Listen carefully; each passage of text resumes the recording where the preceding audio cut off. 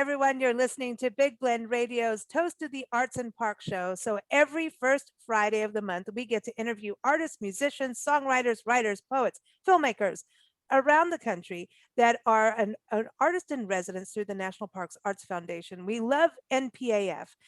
They really give these amazing opportunities for artists to come in and spend a full month in a park unit and create, and also at times, COVID was a little different, be able to do an event through the residency. And so I encourage you to go to their website, nationalparksartsfoundation.org. And today we're very excited to introduce Grammy-nominated musician Chihsuan. I'm hoping I'm getting this right. She is joining us from Hawaii-Volcanoes-National-Park, and we just heard her, well, it's actually a very old traditional song. We will say Jasmine in this country, but I believe this is how you pronounce it. No, Muo Li Hua. Am I saying that right? Am I getting any of this right? Because Muo Li Hua. Okay. Now, did I pronounce your name right? Because I'm getting this all wrong now. That even though I just had a lesson, I did. All Keep right. smiling. That's when you say it. Just Chihsuan. Chihsuan. That's right. That's it. I want to say Swan. You see, that's that Latin part of it, but Chihsuan. But welcome to the show, and everyone can go to your website, Chihsuan.com. So CHIHSUAN.com. Got that? So that's correct. That is such a beautiful song, and I love it for those who are watching this interview on YouTube, that they can see you perform it, and those listening can just soak it all in. Your music, just going through your videos and listening, you're a very transportive musician. I would call you the ultimate of an escape artist, in that when you listen, you're transported somewhere else, but you also have that moment of reflecting in your own life.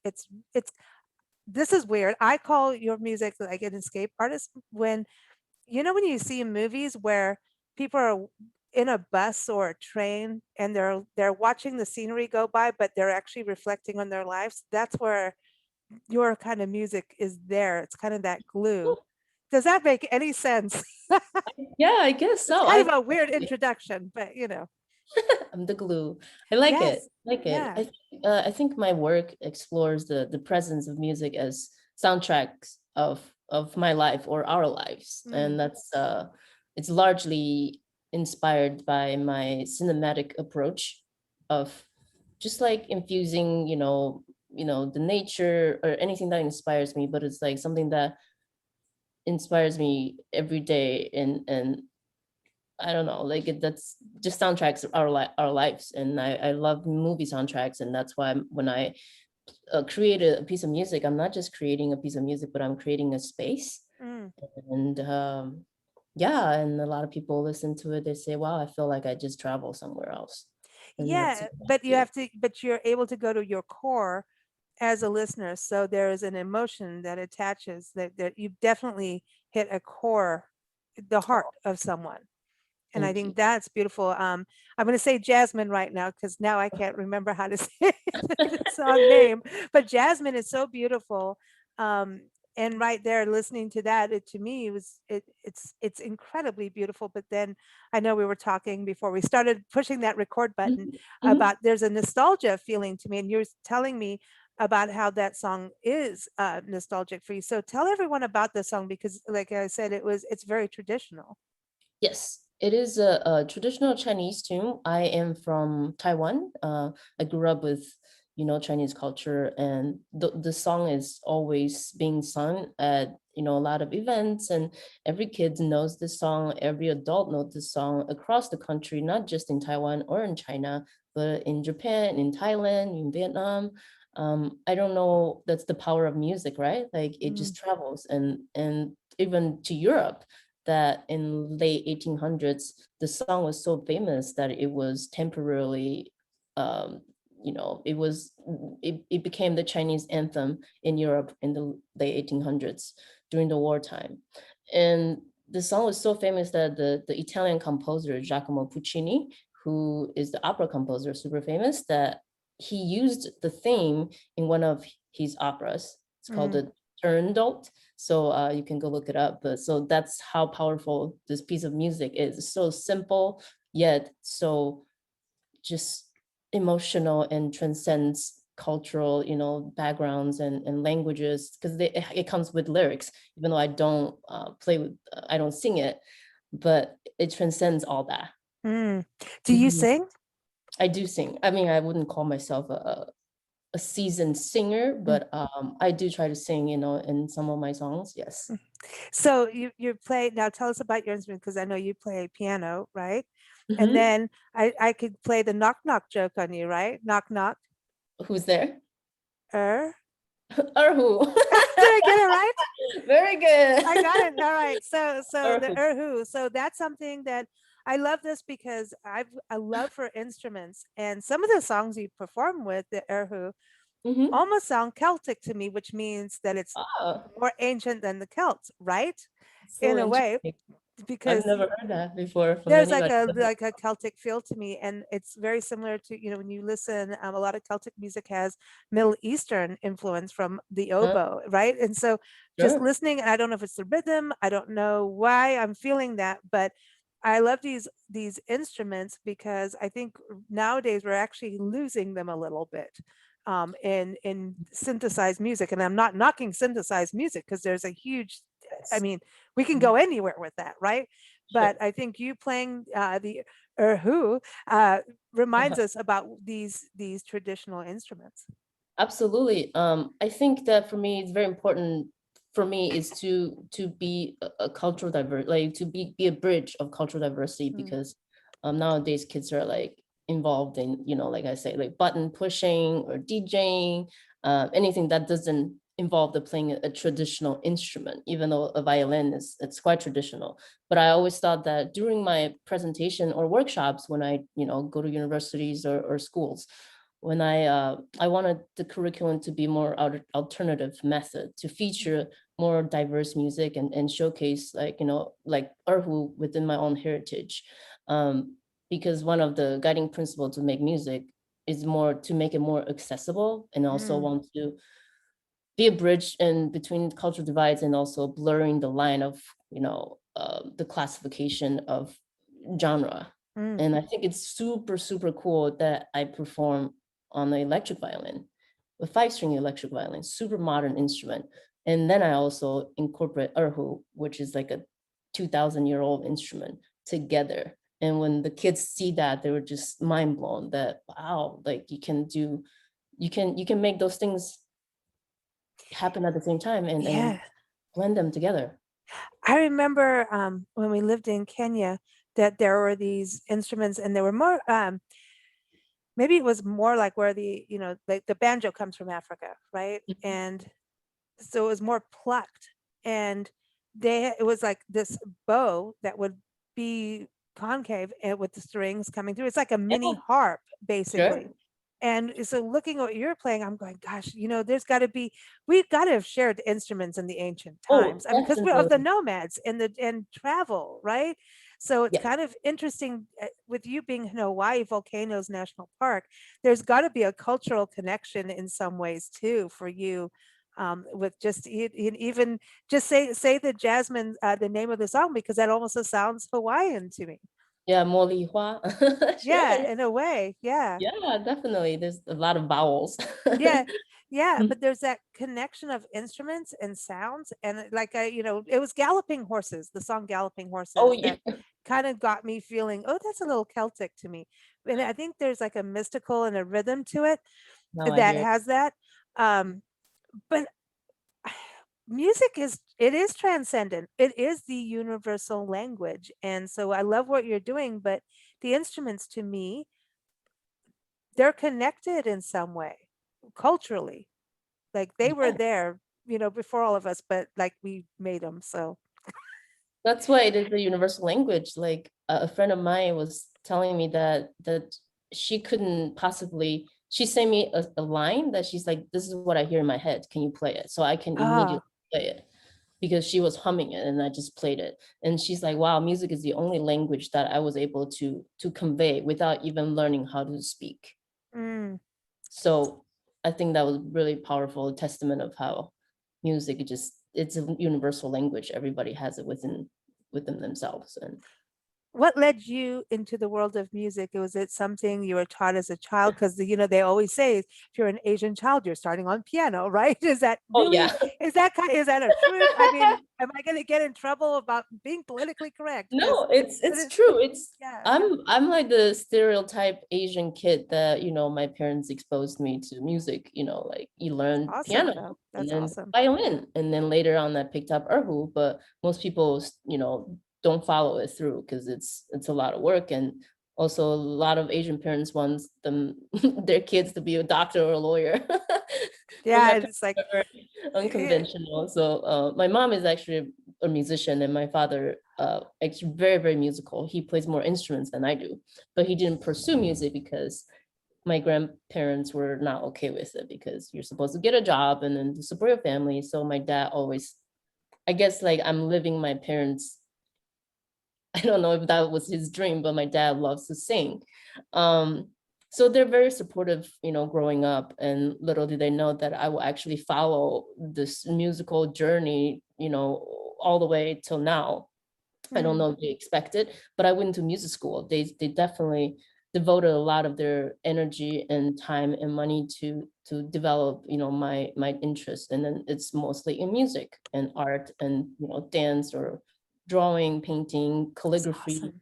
anything. And I really owe everything that I learned and to my parents. And that's, yeah. And my sister played as well, but she didn't follow through, but she was a ballet dancer. And so our family Hmm. is very unconventional in that way, not a traditional Asian household.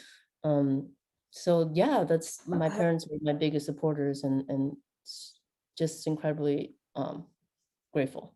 That is awesome. I think the arts, it's so, there's a lot of us like, oh, you're going to go to a music class and you're like, oh, I don't want to learn scales. I don't want to do this. I want to play rock and roll. I had one teacher teach me like, singing, and I was like doing these lilts and these just syncopated styles of singing. No, you will sing it this way. And I'm like, well, that's boring. This sucks. I'm out. But there's something in that learning the basics, and learning those important things and then growing from there. Um, and sometimes as kids, we may not appreciate it. But you growing up and being born in Taiwan, was the erhu something that younger kids wanted to play, or was it like, oh, that's grandma stuff? I don't want to do grandma stuff. Yes. So I went to music school, like I said. So violin and piano. Piano is a requirement Okay. growing up. Like you can pick piano and then something else. You Oh can yeah, and make. once you do piano, you can do pretty much anything, right? I mean, So yeah, and then but then like by the time I was in junior high school, it was another requirement to pick a traditional Asian instrument, a Chinese instrument. You can oh, pick like a sheng or pipa or guzheng, anything you want to pick. The reason I picked violin, I mean erhu, was because it's the same fingerings as a violin. So I was like, I don't want to have to learn another instrument and practice that every day. So I picked naturally transition to, erhu. It's like shares the same middle strings of the okay. violin. So DNA. So even though it's the same tone and the fingerings, but the mechanism is completely different. Like erhu, you play sitting down on your lap, your bow goes horizontally. And then like the way you hold your bow is very, very different than a violin. And also the erhu features a very unique, it's like the most unique thing about erhu is that you play both sides of the hair, Okay. but the bow is in between the two Wow. strings. Yeah, the bow hair is stuck in between the two strings, so you play both sides Wow. of the hair. And That's wild. Mhm. And the only thing that erhu cannot do is playing a chord, because you're constantly traveling between the inside string and the outside Hmm. string. And every time when you press down your fingerings on your left hand, you're pressing down two strings at the same time, every single time. I wonder who invented it. Probably some like nomads I know in they're out there like, I need like to make some kind Mongolia. of sound. I once heard that the reason the bow isn't stuck in between the two strings were because they ride horses in in order to The like preventing from dropping it. So they right, right. That's smart. Hey, I that don't know. sounds good to me. It sounds. Have you been? I know you live in LA now. Have you been to the Museum of Making Music in Carlsbad, just south of you in Oh, I San have Diego? not. No. Check that In out. It's Carlsbad, there's one. Oh, I have to go check it out. yeah, they're really cool. And then in Arizona, there's the Museum of Making Music. I don't know if you've done that. Making music. Very Yeah, interesting. they also have a museum of instruments and they have a In South Dakota. performing zone. You got to go perform there. And I mean, let's see, you've performed with Brian Wilson, Yo-Yo Ma, that your list is pretty big. So I was going through everything you're nominated for and awards that you've done. We could be here all day doing your Oh, biography, which is amazing because you're so young and so it's like you've got so much further to go. How are you feeling now in this residency as like a full month, like, after COVID, especially as a musician, there's got to be a yes, little, definitely. I feel like COVID is definitely a curveball that we were all, thrown. But we're the gatekeeper of the culture. So I feel like it was mm, not only our responsibility to come together when we're, like when the stage lights are shining upon us, clapping, like we're like enjoying all that stuff. But like during times like COVID, it's also our responsibility to hold each other up, to like keep each other in check, to see, hey, how are you doing? Are you doing okay? Because I a lot of times I will go through waves of, just sadness, or all of a sudden you're stripped of your identity, that you were not able to go tour or play live shows. The sense of uncertainty and doubt, it's very it could be the motive of reaching out, but also could like be the basis of looking into oneself to see mm, what's there, and then what's original in your experience, then it can yeah, be expressed through art. A lot of times it's sad, I guess, like for our artists. I know a lot of my friends went through like some sort of depression, or yeah. so It's it's hard because you have that energy with an audience that is part of it's a connective energy. It's yeah, like as an entertainer, you're oftentimes are lifting people's spirit up. But what mhm, about when you need it? Who's yeah, lifting you up? yeah, That's when it happens. Like it's our job to lift our peers, our colleagues, our fellow artists and musicians, support each other, and just check in. And being here in the Volcano National Park, I cannot you know state how honored I am to be on the sacred land. yeah, um that's how exhilarating it is to be surrounded by this ancient culture and immerse myself in this environment. So I yeah. felt very, very, very fortunate, but also I wish I could do more because I know it's COVID time, so like, they don't really have a lot of engagements for me Sure, in the sure. volcano. So that's why Tanya is like, you need to come back, and I'm like, I would be Oh, honored to come back, like to do some educational outreach or that'd program be or awesome. Yeah, yeah, Tanya, we got to give a shout out to Tanya founding the organization, the National Parks Arts amazing. Foundation, Tanya Ortega. She is incredible. And, this has got to be, Hawaii Volcanoes National Park. There's Dry Tortugas, Death Valley, Chaco Canyon out in northern New Mexico. And talk about ancient cultural sites, Yes. ceremonial sites. I could see you playing out there. I mean, that would be cool. You know, I it- ooh, in the Big Keys. Island is incredible. It's the energy is so wild here. Like sometimes I don't feel like I'm in Hawaii in the Big Island, Oh, because wow. the southern tip, it is so windy, and it rains almost every day a little bit. And then Mhm. when you think of Hawaii, you're thinking about sunshine, like ukulele and like beaches and but like here in the southern tip, I'm at the very southern tip of the United States. There's nothing between here and Antarctica. So that's why the wind, when you look at the ocean, it's straight, just nothingness, abyss, just, and then the wind is just, there's nothing to, there's Stop it. nothing to block the wind. So it's very powerful and very spiritual and magical. And also at times it could be kind of dark. Yeah, yeah, there's that balance with wind. There is that. We when we lived in South Africa, we went to the Cape of there's two Cape points. One is where Vasco da Gama landed, the explorer, Oh and then yeah. there's the actual tip of Africa, the very Oh center. wow. And so the two oceans meet. and it's so crazy and huge and big and windy with lots of baboons. I know we talk about this on the show all the time, but because it's so amazing and it's so energetic, there's an energy to it. And there's a sound to that. So don't you think wind is, I mean, there's a music to the wind. There's a tone Yes. depending on where you are and what Gus decided to jump in the, the Yeah, party, you know? totally. And Absolutely. do you feel like because you play string instruments Hmm. that you're able to harness the wind as a sound? Because you know what I mean? It's kind of, I always think that there's a sound with strings that goes out. Like, Interesting. Oh, but I never thought about it. But yeah, yeah, I can see it, you know. I think a string instrument can make a lot of uh yeah, a lot of you could very you could create an echo interesting and yeah, sound. Yeah, with your bow and some effects and because you're definitely playing with air. To me, that's how it you're feels. right. I never thought about it that way. Yes, I'm playing I'm with air. weird. You are you an Aquarius? No, no, I'm a Virgo. I'm a total pain You're a in the butt. Virgo. I'm annoying. I'm one of those detailed people that drive other people nuts. I But I find that do, very comforting. yeah, no, no, it's better. I'm the very sweet virgin. No, but anyway, no. But this is what got you to apply. I mean, what was it that attracted you to the volcanoes? I mean, are you going to go play in a lava tube? Now, come on, that would be cool. And the lava tube, I They wish. allow you to do that. I don't know. Yeah, that's a whole other deal. Tanya's gonna say, "Stop it, I'll have to get a permit." I know also it's so crowded. I was there, Oh, and it's very crowded there. So I oh, don't know if wow. that will let me just to go in there. Oh, That sounds amazing. Okay, what drew me to the Volcanoes National Park?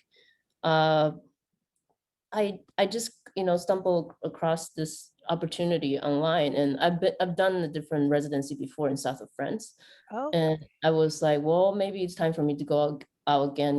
Even though quarantine, you kind of thought it's like some sort of lockdown residency, but it's different when your mindset is different when you're at home lockdown as versus when you're in a house, kind of like alone as well. So I was craving the alone time. hmm, Um, I don't know. I just felt like I needed to set my mind straight, and also I feel like this is marks the end of COVID for me for a okay, year. yeah. Kind of like it's kind of significant for me to do this residency right now, and also the volcanoes are opening up, and then I thought it was going to be canceled because all the things going on, but then Tanya called me and said like, we're so thrilled to have you here. We're still continue going forward, even though I don't know how they survive the national parks. It's just amazing. I feel like I need to be here, and the reason I applied was because there's so many choices for me to pick. I've been to Maui, I've been to Florida, and I didn't want to be at one of the residency has no Wi-Fi. She wants her internet. Well, good, Yeah, because we can do this today. yeah, I know. So I'm And then glad. yeah, and then so I feel like I've never been to the Big Island. I've heard so much about it, and I want to see a volcano. So Mm, that's what drew me here, and it's just amazing. It's in Hawaii, and I've never seen a volcano. I walked the crater the other day, one of the Kilauea's baby crater. To walk in the middle of it, it's really exhilarating and exciting and kind of scary at the same time because I was by myself, and in the middle of the crater it started raining, and then I wasn't sure if it's gonna start like downpour. I didn't have a raincoat, and I was alone, and then people are so far away, like little dots. So I just sit in the middle of the crater and I say thank you. I was awesome. like, I say thank you, and then I just continue walking through the crater. um Wow. so that was very powerful for me. That is, I was, it's funny you say that because I was going to ask you if you felt like, going in, we're in that weird time of COVID, um, where, I mean, it could come back. I don't want it to, it needs to go away.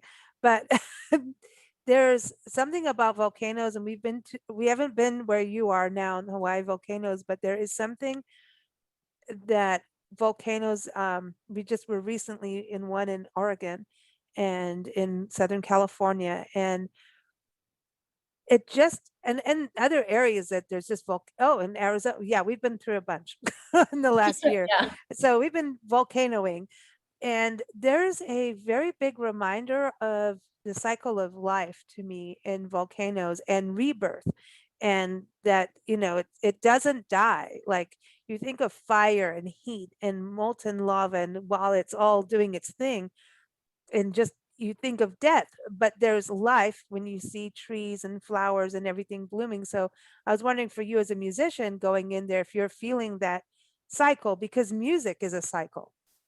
Yes, like rebirth, sure, Hmm. Yeah. absolutely. But I remember when I landed and I drove through the highway, and then like there's just parts of the highway just lava, both sides, black, just like nothingness. And it was Wow. kind of like freaky.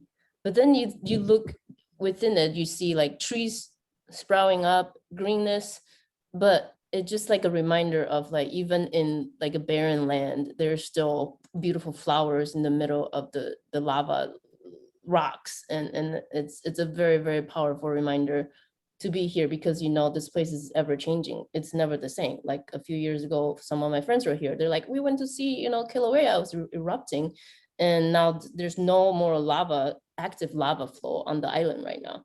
But it will happen again at some point. So if next time when I come back, it might not be the same anymore. Like you gotta be right here, present, because Yes. it's never gonna be the same, See, especially on the island. Yeah, the that's big life. island. Yes, and then this is the place. Like nothing else. I couldn't think of another place in the United States that's that changing that quickly. Mm. The people, and also the people on the island are super, uh, you know, just can you imagine that they have to deal with this? I know this volcano Kilauea has been erupting since 1983, and then it finally stopped in like 2 years ago. And it It's been could do wild. whatever it wants when it Like, wants. exactly, like But the god that's, of Pele. Yes. yeah, it's like, hello, I'm feeling a little hot today. Hello, Yeah. I'm Yeah. poking out again. But Yeah. I find it is about knowing and really appreciating the present moment as Yes. a performing artist. And even when you're recording, that present moment is huge. If Mhm. being in that zone. But Yes. now, being in Hawaii, at the volcanoes, and writing, and you're halfway in there. Are you writing part of the material for your upcoming album? With Jasmine is part of. And listen, Jasmine is one hardy plant. It can hang out in Hawaii if it wants to. Yeah. Totally. Oh, really? I think Uh, it could. I don't know. I've never been to Hawaii. I shouldn't say it, but Jasmine is. I grew it in 29 Palms, which is outside Joshua Tree National Park and the other side of Death Okay. Valley. So I figure if it can live in the high desert through Oh, snow and frost and really high heat up to, I remember it got up to 126 one day. I think it can be. It's a pretty hardy plant. I think so, because I definitely, jasmine's in Taiwan a lot, and also in LA, there's a lot of jasmine flowers. See, there you go. Kind of like the So tropical, yeah, flower. yeah, we're in Mhm. Florida. It's here. Yeah. Oh, it is. Where we are Yeah. right now today. Where we'll be in Texas when this airs. But anyway, Oh, there it wow. goes. So anyhow, but yeah, I mean, what are you working on while you're in Hawaii?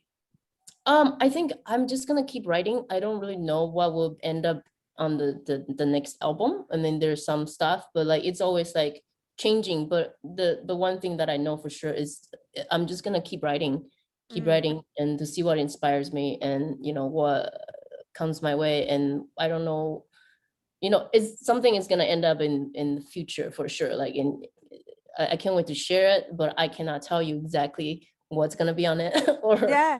No, it's cool. No, and I think what's awesome about the National Parks Arts Foundation and Tanya is that they allow artists to have that. Like, I'm manifesting something. I can't tell you what it is, but I can feel it moving and brewing and doing its thing. But a lot of times, like, you need to do this XYZ, and but they allow you to have that creative, Yeah, you the gotta creative explore flow. it. You gotta explore the creative interest and the impulse. And I'm beyond thrilled to see how it's gonna enrich or provide inspirations for my art and my personal growth. Mm. Isn't it? So I will share it when it's ready. But Awesome. You got to come back and tell. So, do you have a date for your album, or is that just going to be when it comes out? I wanted to be done like by the end of the year. I Okay. have few songs already like in, it's almost ready, but I really want to put out another album by the end of the year. That's the goal. So Mu'oliwa, did I say that right?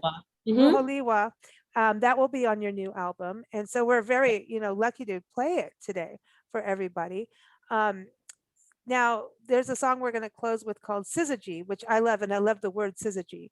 Uh-huh. We have a friend who recently sold her ceramic tile business in Southwest New Mexico in Silver City. It's called Syzygy Tile, and it's all about the alignment of the opposites Correct. aligning.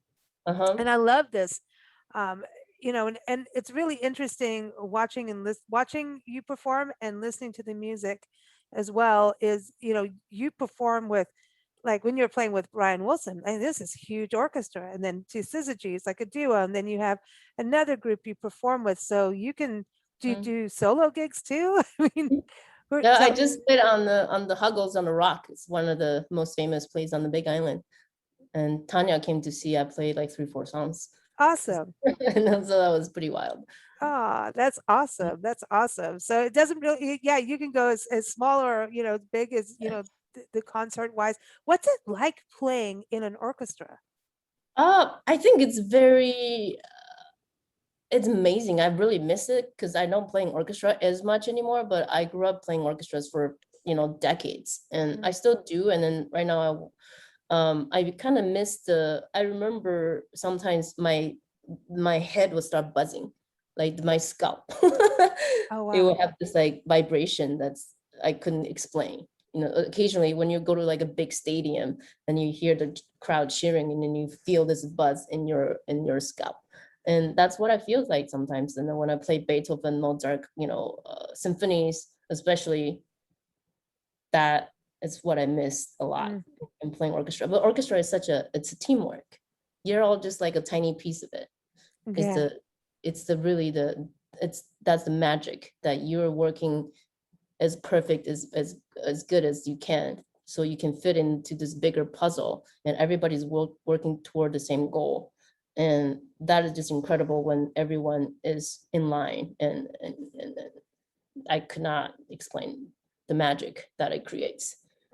You're like, 90 people all working toward the same goal. That's amazing. Yeah. It really is amazing when you think about, like, I always wondered about that, and in being the conductor, like how the heck, like, there's so much more than waving that wand around. Tinkerbell's not coming out, but That's but true. when you think that whole part of it, it's just like, wow, it's like organized chaos, but there's no chaos, but the chaos is there. It's like that Yeah. emotion that's being channeled. But now you play with Galloping Horses. Tell about that song. I love that song. And so everyone, you got to go keep up with she's Oh my on God. she's swin I'm getting Chishren? she's swin Chishren? I'm getting it up on YouTube, because you can see what I'm talking about, and on her website chiswin.com. But Galloping Horses, who are you performing with on that? So Galloping Horses is a traditional Erhu tune, actually. It's a traditional Chinese tune. But it's usually performed with this other instrument called yangqing. It's like a hammer dulcimer. It's a Chinese hammer dulcimer. So Erhu and yangqing together has a really nice duo. But this version that I play with is the version that I tour with incredible virtuoso, blues harmonica, piano virtuoso. His name is Corky Siegel. He's been around, you should look him up. He's amazing. He's like kind of my mentor. But he did this arrangement of his own take. I think that's why it reminds you a little bit of Celtic. That's why you mentioned that earlier. That version of it has a string quartet, a string trio, violin, viola, and cello, and an erhu, and a tabla, Indian tabla. On top of that, Corky's playing blues harmonica. Yeah, So it's a very interesting mixture of I love genres, it. and just like a very unique, very, very unique arrangement of that song. You will never find it somewhere else. Like that's his own take on it. And so I love it. Anything as global as we can get, the better. yes, and I think that's part of his own mission as well. Like the group is very diverse, and that's aligns with my own, my own goal. So Yeah, we're going back to that universal language. I love it. there you go. Now, Yep. Syzygy, who are you performing with on Syzygy? Syzygy is my my duo with my really dear friend and longtime collaborator. His name is Bob Garrett. And it's funny because you say that I'm an escape artist.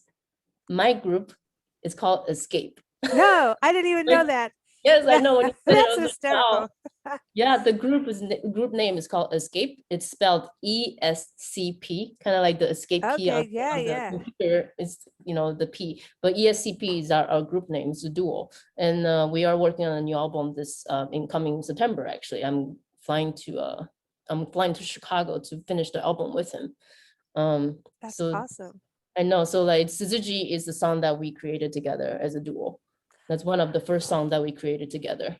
I As love in that. escape. Yeah. It's Yeah, not I've never heard anyone use the word syzygy except for our tile people, and the people that all know syzygy tile down there, because it's just one of those words that, and I think it's so important that we don't lose those words in language. The opposites aligning, and that's the beauty of music, is the opposites aligning together and more light comes from it. and then I love that you just, say escape and then syzygy, and it's all kind of, the synchronicity is something that I cherish. Yeah, it's important. And listen, us Virgos have a lot of Oh yeah. we know how to get everybody lined up. No, I'm just kidding. I'm just kidding. Listen, Nancy wanted to be on this segment today and she unfortunately couldn't, but Tanya and Nancy shared the same birthday and they're both bulls. So just saying, When are their birthdays? they're in May. They're all Taurus. Both of them are Taurians.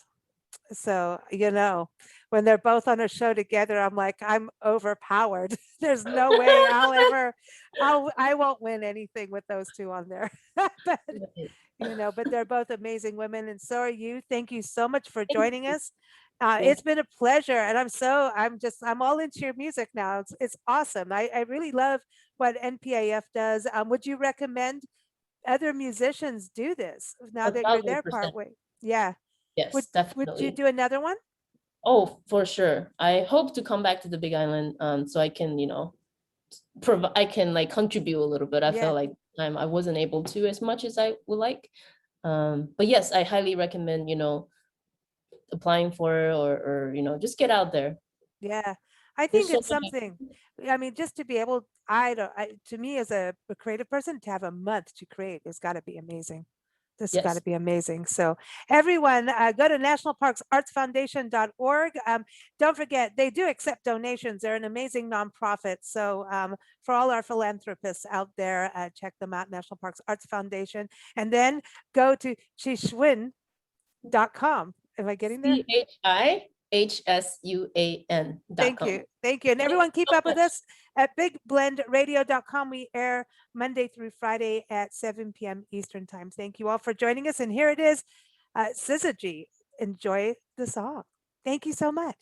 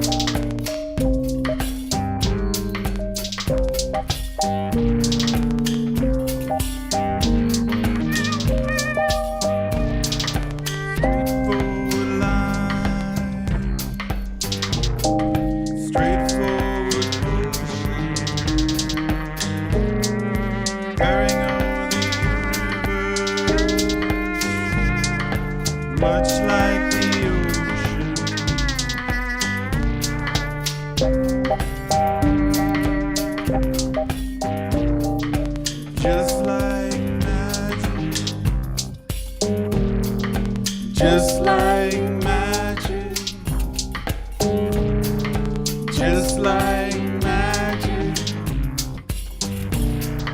just like magic.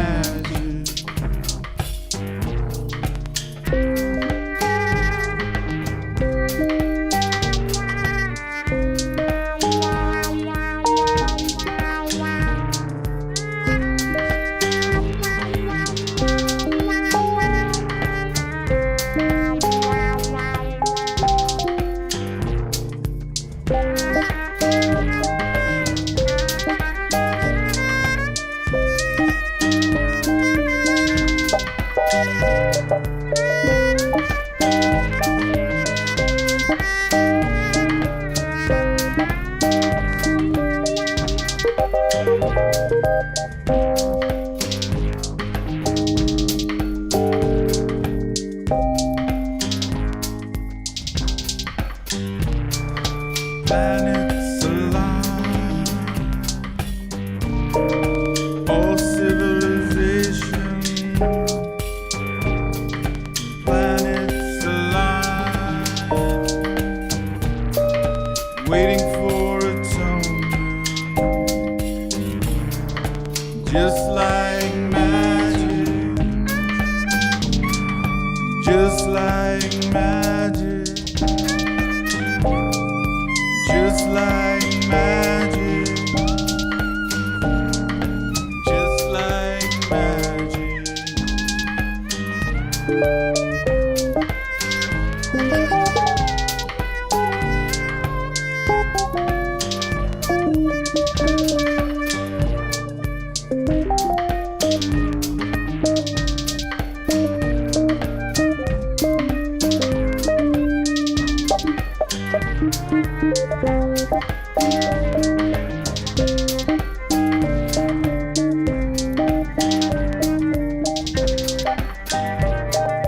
Syzygy, I can't believe you haven't shown me sooner.